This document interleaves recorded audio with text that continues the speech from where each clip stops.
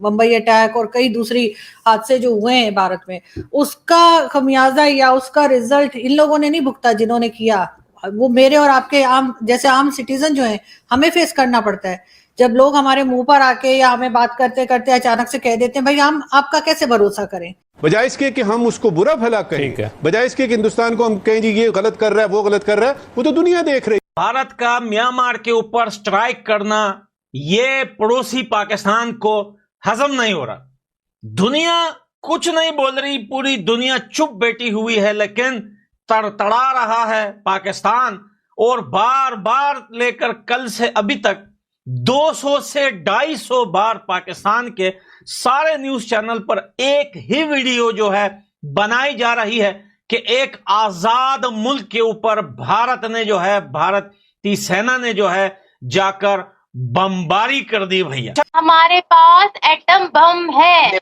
आपको निम्रा, मैंने आपको इंटरव्यू के स्टार्ट में बताया था, मैंने बहुत बार बता चुका हूं आपको, एटम बम पाकिस्तान के पास नहीं है। चलो एटम बम में चलो चलाकर बता दो, आप मुझे चलाना आता है, अगर है भी आपके पास चलाना आता है। आपने 6 महीने पहले एटम बम चाइना को गिरवी रखवा चुके हैं आप, और एटम बम से क्या हो जाता है? एटम बम से क्या लोगों को खाना मिल जाता है? आई ने दावा किया है कि उसके कैंप्स पर भारत ने हमला किया है, जिसमें उसके टॉप कमांडर मारे गए, लेकिन सेना और असम सरकार कह रही है कि ऐसा कोई ऑन ऑपरेशन हुआ ही नहीं। पाकिस्तान के एक यहूदी मजहब से ताल्लुक़ रखने वाले ताजिर ने मुत्तहिदा अरब इमारात के ज़रिए इसराइल को खुश्क मेवे, खजूरें, इस तरह की चीज़ें बरामद की हैं, और अमेरिका की जो यहूदियों की तंजीम है ज्यूश कांग्रेस, उसने उस पर बहुत खुशी का इजहार किया है। अननोन गनमैन के बारे में तो आपने सुना है, लेकिन साहब अब अननोन ड्रोन भी आ।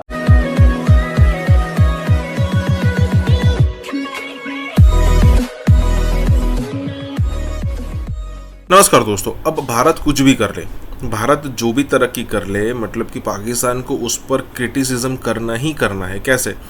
अगर मान लीजिए भारत जो है वो S-400 परचेस करता है तो वो कहेंगे कि भाई खित्ते के अंदर बैलेंस बिगड़ रहा है। अगर मान लीजिए इंडिया राफेल परचेस करता है तो वही जवाब होगा उसका कि भाई खित्ते के अंदर, मतलब कि साउथ एशिया के अंदर जो पावर है वो इनबैलेंस हो रही है।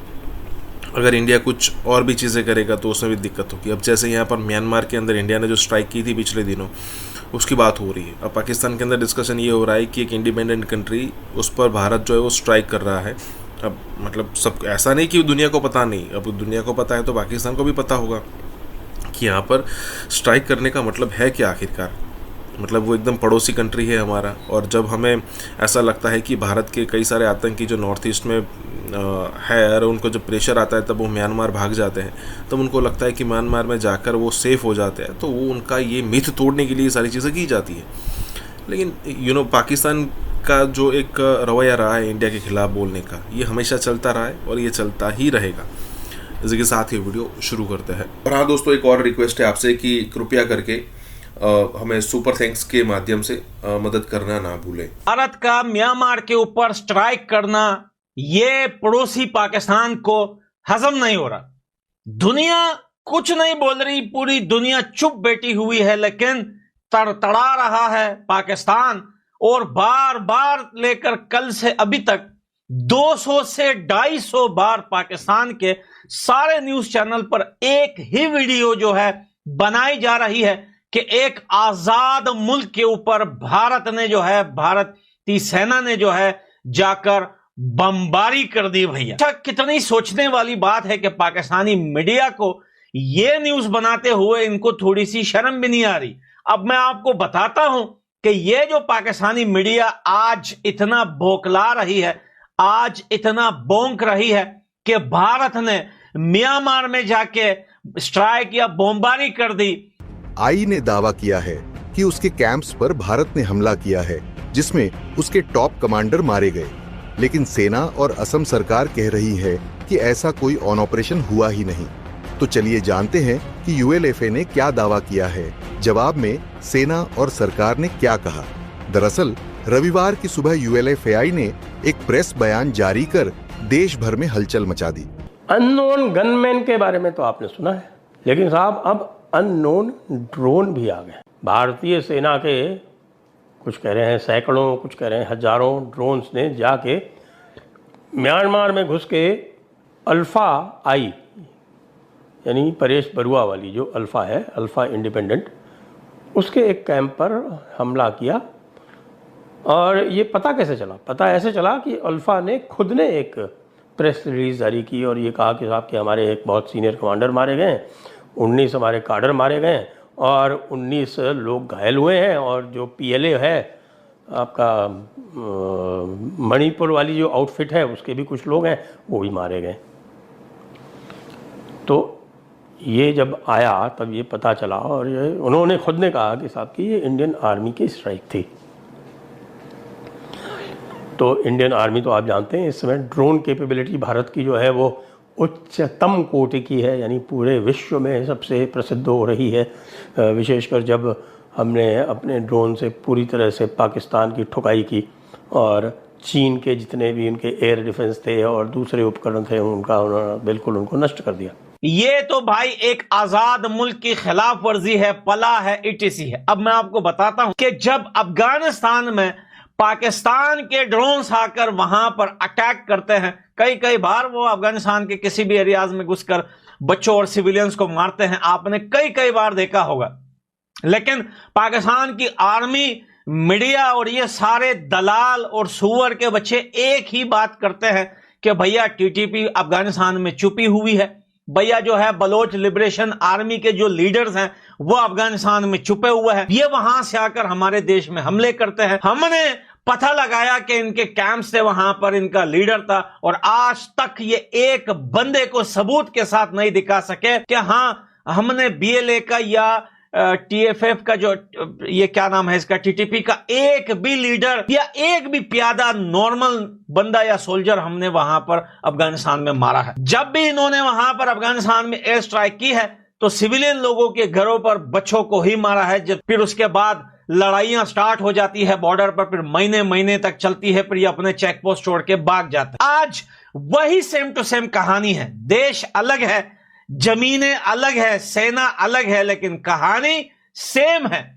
आज भारतीय जो है वो आर्मी ने म्यांमार में अपने दुश्मनों के ठिकानों को ऐसा निशाना बनाया है जैसे कि पाकिस्तान में वो क्या नाम है मसूद अजहर तक कौन था जिसकी फैमिली के 10 बंदे उड़ा दिए थे, वहीं पर घर में उसके 10 फैमिली के 10 बंदे उड़े। यानी कि इतना कंफर्म अटैक पाकिस्तान कभी कर ही नहीं सकता, क्योंकि भाई कोई इसके पास ना सबूत होता है, ना कंफर्मेशन होती है, ना इसको पता होता है कि वहां पे लोग है भी नहीं है। बस दिमाग में आ रहा है कि हाँ यार TTP के लोग अफगानिस्तान से आ रहे हैं, BLA के अफगानिस्तान से आ रहे हैं, उठ के वहां पे स्ट्राइक कर देते हैं। लेकिन भारत ने जहां भी स्ट्राइक किया है, अब आपको पता है पाकिस्तान के अंदर जो है ऑपरेशन सिंदूर में भारत ने कौन सी जगह को टारगेट बनाया, कहां भारत के मिसाइल गिरे, कहां ड्रोन जाके उन्होंने वहां पे बिजलियां गिराई।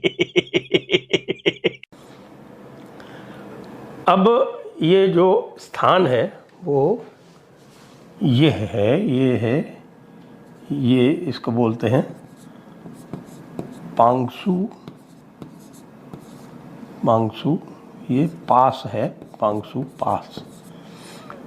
और ये जो आप ये रूट देख रहे हैं, ये ये डिब्रूगढ़ है, यहाँ तिनसुकिया है, तिनसुकिया से ये देखिए ये इधर चलता है डिगबोई होते हुए, और ये जा रहा है, ये ओल्ड मांडले रोड बोलते हैं इसको।